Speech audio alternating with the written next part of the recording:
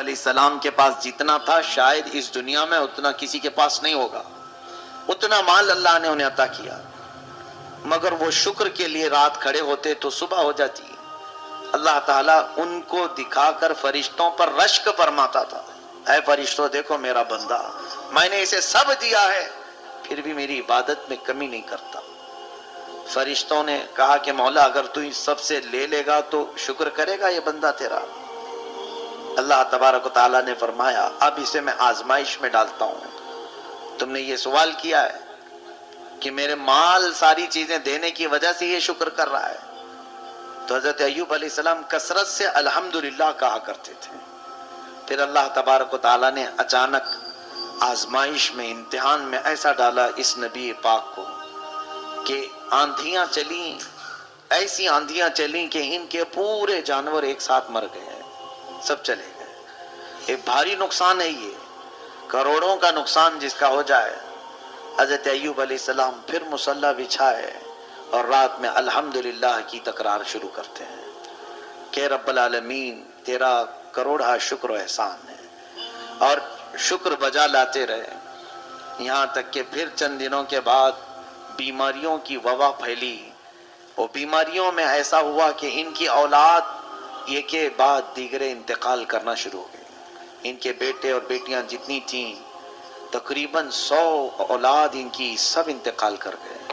ہر بیٹے کے انتقال کے وقت جب آپ کو خبر دی جاتی تو یہ کہتے کہ میرا کچھ بھی نہیں گیا، رب تبارک و تعالیٰ نے دیا تھا اور اس نے واپس لے لیا، مجھے کس چیز کا غم ہے۔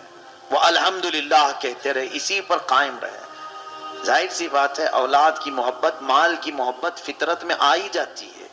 یہ بہت کٹھن مرحلہ ہوتا ہے کہ صبر کر لے جانا، بولنے کے لیے بڑا آسان ہے، بولنا آسان ہے، عمل کر کے دکھانا یہ بہت کٹھن مرحلہ ہے۔ کسی کی جدائی برداشت کرنا یہ سب کے بس کا کام نہیں۔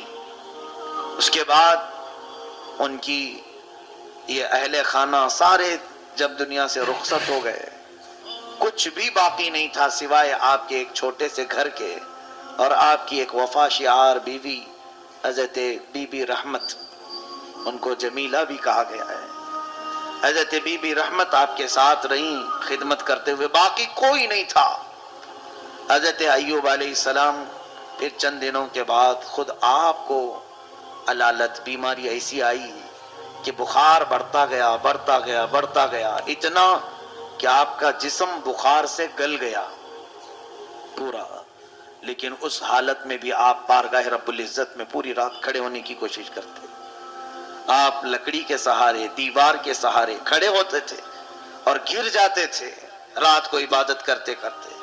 پھر ایک وقت ایسا بھی آیا کہ آپ کے جسم میں سب دراڑیں پڑ گئی تھی، گوشت کٹ کٹ کے گرنے لگا، اور جب آپ کو سلایا جاتا پھر اٹھایا جاتا تو آپ کی چمڑی بسترے سے لگ جاتی تھی۔ جسم مبارک میں اس قدر گلن آ گئی تھی، یعنی گل گیا تھا بخار کی تپش سے، گرم سے۔ اس حالت میں آپ سوئے رہے، پھر اب کھڑے ہونے کی بھی طاقت نہیں تھی، تو لیٹے ہوئے اپنی زبان سے الحمدللہ الحمدللہ کہتے رہے، ایک دن بھی شکایت نہیں کی، ایک دن بھی نہیں کہا میرا تو سب لٹ گیا، میں کیا تھا کیسا تھا کہاں آ گیا، کچھ بھی نہیں۔ اس حالت میں بھی بستر پر رب تبارک و تعالیٰ کے شکر میں مصروف ہے۔ اسی لیے تو صبر اور شکر یہ دو چیزیں بہت ہلکی چیزیں ہیں کہنے کو، لیکن عمل میں اتنی ہی بھاری ہیں، بہت بھاری ہیں۔ صبر کر لے جانا اور شکر کر لے جانا یہ اولیاء اکرام انبیاء اکرام کی اعلیٰ عادتوں میں سے ہے۔ اگر کسی کو لگ گئی یہ عادتیں سمجھ لو کہ وہ بہت بڑا مقام حاصل کر لیا، بہت بڑا مقام حاصل کیا، ورنہ ہر ایک کے بس کی بات ہے ہی نہیں ہے۔ میرے عزیزو، سیدنا ایوب علیہ السلام اسی حالت میں سوئے رہے سوئے رہے۔ پھر ایک وقت ایسا آیا کہ آپ کی زبان کٹ گئی، زبان کٹ گئی جگہ جگہ سے، زبان ہلتی نہیں تھی۔ اس حالت میں بھی ان کی وفا شعار خاتون حضرت بی بی رحمت انہیں چھوڑ کر نہیں گئی۔ اس خاتون کو ہماری عورتیں آئیڈیل بنا لیں، نمونہ بنا لیں۔ آج اگر تمہارا شوہر صحیح سلامت ہے، تمہیں دیکھ رہا ہے، کما رہا ہے، تو اس کے آگے پیچھے گھوم رہی ہو. جہاں اس کی نوکری چھوٹی، جہاں اس کی صحت میں کمی آئی، تم فوراً شکایتیں شروع کرتی ہو، اور پھر کوشش میں یہ لگی رہتی کسی بھی طرح سے بھاگ جائیں چھوڑ کر کے. کچھ نہیں کرتا ہے. اس کی صحت مندی کے دنوں میں تو کچھ کیا اس نے. اگر آج اس پر کوئی چیز آفتیں آ گئی ہیں، بارگاہ رب العزت میں دعا کرو کہ مولا اس پر آئی ہوئی بلائیں ٹال دے. اللہ تعالی بیوی کی دعا سے شوہر کو صحیح فرماتا ہے، لیکن ناشکری بیویوں سے نہیں. اور حدیث پاک میں یہ بھی ہے، حضور صلی اللہ علیہ وسلم فرماتے ہیں میں نے جہنم میں اکثر عورتوں کو دیکھا معراج کی رات میں. صحابہ سے صحابیات اس وقت جو موجود تھیں حضور سے پوچھتی ہیں یا رسول اللہ کیوں عورتیں زیادہ کیوں تھیں؟ اللہ کے نبی فرماتے ہیں یکفرن العشیر، کہ وہ اپنے شوہروں کی ناشکری بہت کرتی، ناشکری. اور حضور نے یہ لفظ بھی بتا دیا حدیث پاک میں کہ زندگی بھر اس کے ساتھ اس کا شوہر اچھا کرتا ہے، کبھی اس کی خواہش کے مطابق کوئی کام نہیں کیا تو وہ پورے کاموں کو یوں کہہ دیتی ہے کب تم نے میرے ساتھ اچھا کیا. یہ جملہ اس کو جہنم میں لے جائے گا. یہ تو عادت سی بنی ہوئی ہے گھروں میں. میری بہنیں، عزت مآب خواتین، ان تمام چیزوں سے پرہیز کرو. تمہاری زبان جو اس طرح سے بے لگام ہے آج، یہ دوزخ میں جانے کا سبب بن سکتی ہے. اپنے شوہر کے متعلق اللہ تعالیٰ نے جب یہ تمہیں جوڑا لکھ دیا ہے، صبر کر لے جاؤ، بہت بڑا تمہارے لیے اجر ہے. ظاہر سی بات ہے آج تمہارا شوہر جیسا بھی ہوگا فرعون تو نہیں ہوگا. فرعون تو نہیں ہوگا. فرعون حضرت آسیہ کو سلاتا تھا اور ان کی ہتھیلیوں میں میخ مارتا تھا، کیلیں ٹھوکتا تھا، اور پھر ان کے سر کی چوٹی کے بال سے چھت کو لٹکا دیتا تھا. دن بھر وہ بالوں سے لٹکی رہتی تھی.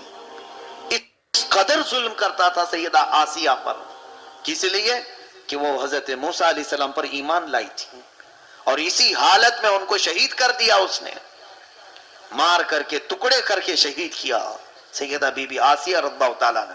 لیکن میرے آقا صلی اللہ علیہ وسلم فرماتے ہیں آسیہ کو میں نے جنت کے سب سے بلند مقام میں دیکھا. اور پھر اتنا ہی نہیں بلکہ حضور صلی اللہ علیہ وسلم فرماتے ہیں میں معراج کی شب جبرائیل کے ساتھ جا رہا تھا، ایک جگہ سے تیز خوشبو آئی. پوچھا جبرائیل یہ کس چیز کی خوشبو ہے؟ عرض کرتے ہیں یا رسول اللہ صلی اللہ علیہ وسلم فرعون کی بیوی آسیہ کی کنگھا کرنے والی جو خاتون تھی اس کے ہاں سے خوشبو آ رہی ہے. اس کے حضرت آسیہ کے بالوں میں جو کنگھا کرنے والی خادمہ تھی یہ اس کی قبر کی خوشبو ہے. پھر حضرت آسیہ کا حال کیا ہوگا؟ صبر کی وجہ سے وہ اجر دیا گیا. بہرحال حضرت بی بی رحمت ایوب علیہ السلام کی نیک وفا شیار خاتون، یہ بھی ایسی صابرات تھی، چھوڑ کر بھاگی نہیں. اس حالت میں بھی اپنے شوہر نامدار کے ساتھ خدمت میں لگی رہی، خدمت کرتی رہی. جیسے بھی ہیں آج گوشت کے ٹکڑے کٹ رہے ہیں، ان کے بستر سے چمڑی لگ رہی ہے، لیکن ہے تو یہ اللہ کے نبی، ہے میرے شوہر، میں آخری سانس تک ان کے ساتھ رہنے والی ہوں. لیکن علاج کے لیے دوڑ بھاگ بھی کرتی تھی. ایک بار بازار میں ایک حکیم صاحب پکار رہے تھے میرے پاس، ہر چیز کا علاج ہے. یہ دوڑی دوڑی چلی آئیں، پوچھا اپنے شوہر کی بیماریاں سب بتائیں، ایسے ایسے میرے شوہر کی تکلیف ہے، کیا ان کا علاج ہو سکتا ہے تمہارے پاس؟ اس حکیم نے کہا بالکل ہو جائے گا، چٹکی میں علاج کروں گا. در حقیقت وہ ابلیس تھا، شیطان مردود تھا. اس نے یہ جان بوجھ کر کے جال بنایا تھا کہ آخر وقت وہ بہتوں کا ایمان چھین لیتا ہے. کہا اے خاتون تیرے شوہر کا علاج تو میں کر دوں گا، اجرت کیا لوگے؟ کہا اجرت میری کچھ بھی نہیں ہے، معاوضہ بس اتنا کہہ دینا کہ شفا دینے والا تو ہی ہے. وہ مجھے اتنا مان لے کہ میں شفا دینے والا ہوں. عورتوں کو کبھی کبھار محبت میں جب غالب ہوتی ہیں تو کچھ سمجھ میں بھی نہیں آتا ہے.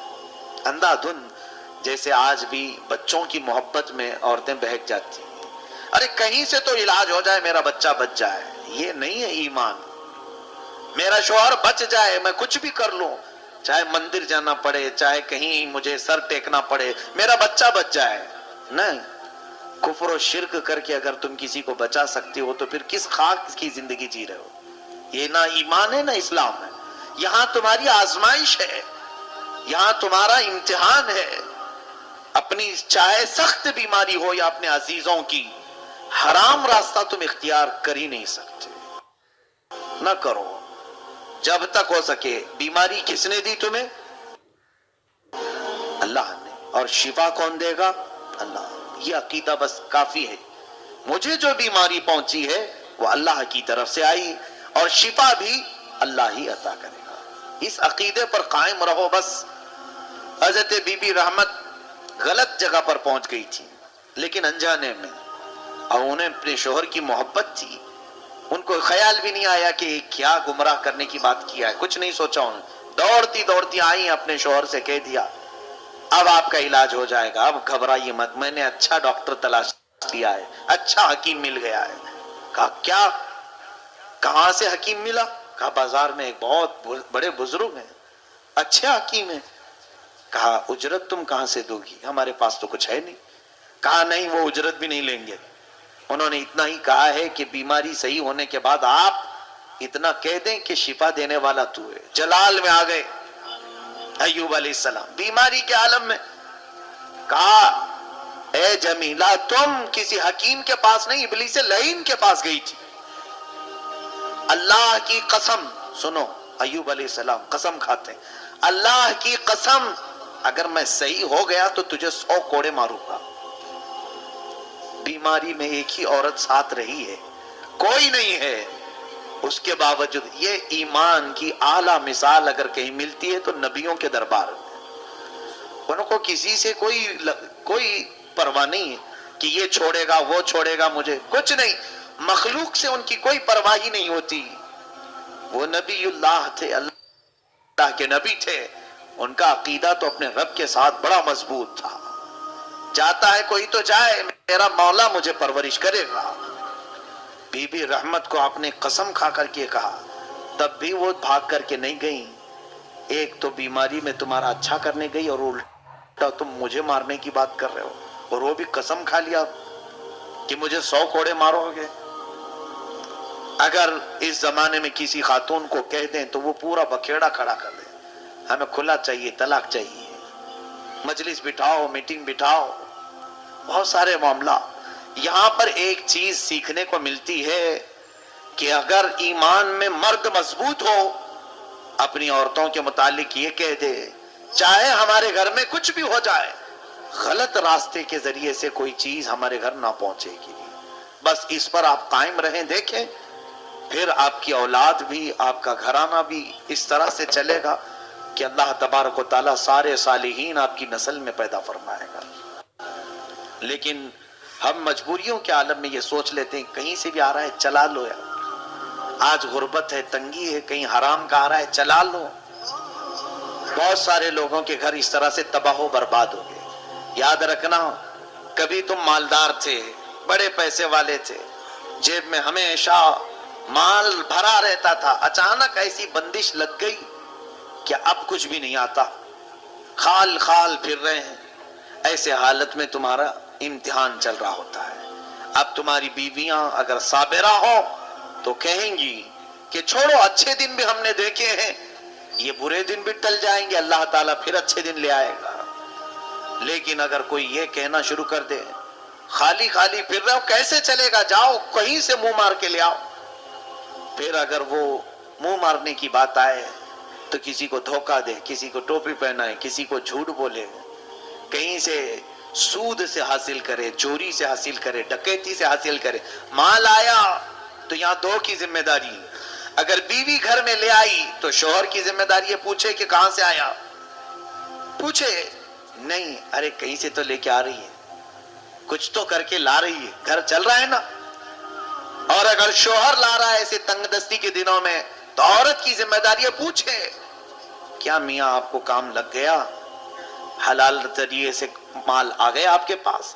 کیونکہ یہ وقت، یہ سچویشن ایک دوسرے کا مدد کا ہوتا ہے، تعاون کا ہوتا ہے. جب غربت اور تنگ دستی ہمارے اوپر چھا جائے، کہیں سے آمدنی کے ذرائع نہیں نظر آ رہے ہیں، تو اس وقت دونوں کی ذمہ داری ہوتی ہے ایک دوسرے کا تعاون کریں، اور پھر جانچ پڑتال بھی کرتے رہیں. اتنے دن سے تو سوکھا سوکھا تھا، اب کہاں سے آ گیا. کہیں کوئی غلط راستے سے تو نہیں آیا، کیونکہ اچھے دنوں میں غلط راستے پر جانے کے چانسز کم ہوتے ہیں، غربت اور تنگ دستی میں غلط راستے پر جانے کے بہت چانسز ہوتے ہیں۔ چور اکثر مال سے پریشان ہو کر کے کرتے ہیں، جسم کا دھندہ کرنے والے غربت سے تنگ آ کر کے کرتے ہیں، ڈکیتی کرنے والے، اپنا جسم بیچنے والے، یہ تمام جو گناہ آج منظر عام پر آتے ہیں، اس کے پیچھے اگر کوئی سبب ہوتا ہے تو وہ تنگ دستی ہے، غریبی، پیٹ، بھوک انہیں لے آتی ہے۔ بہت سارے کاموں میں کئی ایسے مسلمان بچیاں اور مسلمان بچے چلے گئے، بہت سارے کس کام میں لگے ہیں، معاذ اللہ رب العالمین۔ پچھلے سال کی بات ہے، مجھے ایک صاحب نے بتایا تھا کہ یہ اپنے جسم کو بیچنے کے کام شروع کر چکے ہیں، کہ انہیں اس کی نمائش کے، اس کے استعمال کے اچھے خاصے پیسے دیے جاتے ہیں۔ اے میرے عزیزو، کہ اللہ تعالیٰ کی یہ امانت تمہیں اس کام کے لیے استعمال کے لیے دیا ہے مولا، اس غلیظ کام کے لیے، جس میں اگر تمہارے عیب رب تبارک تعالیٰ کھولے تو معاشرے میں رہنے کے قابل نہ ہو۔ اللہ تعالیٰ ہماری تنگ دستی اور غربت میں ہماری حفاظت فرمائے۔ حضرت ایوب علیہ السلام کی خاتون ذرا غلط راستے، غلط حکیم کے پاس چلی گئیں تو آپ کا جوش ایمانی تو دیکھو، قسم کھا لیا کہ اگر میں صحیح ہو گیا تو تجھے کوڑے ماروں گا، 100 کوڑے ماروں گا۔ انہوں نے توبہ کر لیا، نہیں مجھ سے بھول ہو گئی، میں آپ کی محبت میں سمجھ ہی نہیں پائی کہ وہ کیا کہا۔ خیر اللہ نے مجھے ہدایت دی آپ کے ذریعے سے، شکر بجا لائی، پھر بھی چھوڑ کر کے نہیں گئی۔ اب دیکھیں، اب پوزیشن یہ آئی کہ حضرت ایوب علیہ السلام کے ذکر کرنے کے لیے جو زبان تھی وہ زبان بھی لڑکھڑا گئی۔ زبان میں ایک روایت میں ہے کہ 8 ٹکڑے ہوئے تھے، کٹے ہوئے، بیچ میں سے دراڑیں تھی۔ اب وہ زبان ہل نہیں پا رہی تھی، جو الحمدللہ کی تسبیح ہے۔ اے میرے عزیزو، اتنی بیماری اللہ نے کسی کو دیا آپ میں سے، اس کے باوجود شکایت کی زبان کتنی لمبی ہے ہماری۔ اب حضرت ایوب علیہ السلام کا جملہ سنیں، کہتے ہیں ربی انی مسنی الضر وانت ارحم الراحمین۔ اے اللہ، یہ ضر، یہ تکلیف میری زبان کو لگ تو رہی ہے، لیکن تو ارحم الراحمین، تو سب سے زیادہ رحم کرنے والا ہے۔ اتنا ہی جملہ میرے مولا کو بھا گیا۔ اللہ فرماتا ہے فاستجبنا له فکشفنا ما به من ضر، ہم نے فوراً قبول کر لیا اور جو کچھ اسے تکلیف پہنچی تھی سب دور کر دیا۔ کیسے؟ اللہ تعالیٰ فرماتا ہے ارکض برجلک، اے ایوب اپنا پیر ہلاؤ، پیر زمین پر مارو۔ آپ نے پیر زمین پر مارا تو ایک نہر اس میں سے جاری ہوئی، ایک بڑی نہر وہاں سے کھل گئی۔ اللہ کا حکم ہوا اس نہر کے پانی سے نہا لو۔ حضرت بی بی رحمت نے انہیں نہلایا، نہا کر کے جیسے فارغ ہوئے تو دیکھا بدن سے ساری بیماریاں ختم ہے۔ اللہ جو بیماری دیتا ہے وہی صحت دینے پر بھی قادر ہے۔ بالکل آن واحد میں ایوب علیہ السلام کو صحت کاملہ ملی، تندرستی آئی۔ آپ حشاش بشاش طبیعت کے ساتھ تھے، لیکن اللہ تعالیٰ فرماتا ہے اور ایک پیر زمین پر مارو۔ آپ نے دوسرا پیر زمین پر مارا تو اللہ تبارک و تعالیٰ فرماتا ہے آتیناہ اہلہ ومثلہ معہم، ہم نے ایوب کو اس کی پوری اولاد دوبارہ زندہ کر کے دے دی، بلکہ اتنے ہی مال اور ہم نے اسے دے دیا جو پہلے تھا۔ حضرت ایوب علیہ السلام آزمائش میں کامیاب ہو گئے، امتحان میں کامیاب ہوئے۔ اب رب تعالیٰ نے فرشتوں سے فرمایا اے فرشتوں، تم کہتے تھے کہ میں نے اسے مال بہت دیا اس لیے یہ عبادت میں رہتا ہے، کیا تم نے دیکھا اس کو بیماریوں کی اعلیٰ درجے تک میں نے تکلیف دے دی، پھر بھی اس کی زبان لڑکھڑائی نہیں شکایت میں، میرے شکر میں ہی یہ بندہ رات گزارتا رہا۔ حق ادا فرمایا سیدنا ایوب علیہ السلام نے۔ لیکن اب اس کے بعد کی بات دیکھیے، حضرت ایوب علیہ السلام قسم کھائے تھے بیماری میں، اب وہ کوڑا مارنے کے لیے بیٹھ بھی گئے۔ بی بی رحمت کو کہا کہ میں نے قسم کھا لیا۔ قسم کو معمولی مت سمجھیں، جو روز مرہ آپ کھا لیتے ہیں قسم کھانے کے بعد اگر کوئی پوری نہیں کیا تو قرآن کا حکم سنیے، فَكَفَّارَتُهُ إِطْعَامُ عَشَرَةِ مَسَاكِينَ، پھر اسے 10 مسکینوں کو کھانا کھلانا پڑے گا، یا پھر کپڑے پہنانے پڑیں گے، او کسوتوں او تحریر رقبہ، فَمَن لَّمْ يَجِدْ فَصِيَامُ 3 أَيَّامٍ، اور اگر 10 مسکینوں کو کھانا نہیں کھلا سکتا تو قسم توڑنے کے کفارے میں اسے 3 روزے رکھنے پڑیں گے۔ یہاں پتہ نہیں کتنے لوگ صبح سے شام تک ماں کی قسم، باپ کی قسم، اس کی قسم، اس کی قسم، یہ عادت سی ڈال لی ہے۔ اور حدیث پاک کے الفاظ یہ بھی سن لیجئے کہ منافق کی علامت یہ ہے کہ وہ ہر بات پر قسم کھایا کرتا ہے۔ منافق کی علامت کہ وہ اپنے کاروبار میں بیچنے کے لیے قسم کھا کر کے بیچتا ہے۔ لا تجعلوا اللہ عرضۃ لایمانکم، اللہ کو اپنی قسموں کا نشانہ نہ بناؤ، اللہ فرماتا ہے۔ قسم کھانے کی جو ضرورت ہے وہ بہت الگ چیز ہے، جہاں یقینی بات کہی جاتی ہے وہاں پر قسم یاد کی جاتی ہے۔ اب سنیے، نبی کی قسم ایسے نہیں ہوتی کہ کھا لیے اور چھوڑ دیے، ایسا تو چلتا رہتا ہے نہ، اس کو پورا کرنے کے لیے بیٹھے۔ اب 100 کوڑے عورت کو ماریں گے تو مری جائے گی۔ بی بی رحمت اور اتنی وفا شعار خاتون کی بیماری میں بھی ساتھ نہ چھوڑی، لیکن کیا ہے، حضرت ایوب علیہ السلام نے جو کوڑے مارنے کی قسم کھائی اس کو پورا کرنے بیٹھے ہی تھے کہ اللہ تعالیٰ کو رحم آیا، مولا تعالیٰ نے جبرائیل امین کو بھیجا، کہا ہے جبرائیل جاؤ، میرا بندہ اپنی قسم پوری کر کے رہے گا، کیونکہ انہوں نے قسم یاد کی، قسم کھایا ہے تو یہ پوری کر کے رہیں گے۔ ان سے کہہ دینا خذ بیدک ضغطا فاضرب بہ ولا تحنث انا وجدناہ صابرا۔ اللہ فرماتا ہے ایوب سے کہنا ایک جھاڑو لے لے جس میں 100 کاڑیاں ہوتی، ایک بار بی بی رحمت کو مار دے، اس کی قسم پوری ہو جائے، 100 کوڑے کے برابر۔ یہ رب تبارک و تعالی ہے، جب وہ چاہے اپنے معاملات میں تخفیف اور آسانی بھی فرما دے۔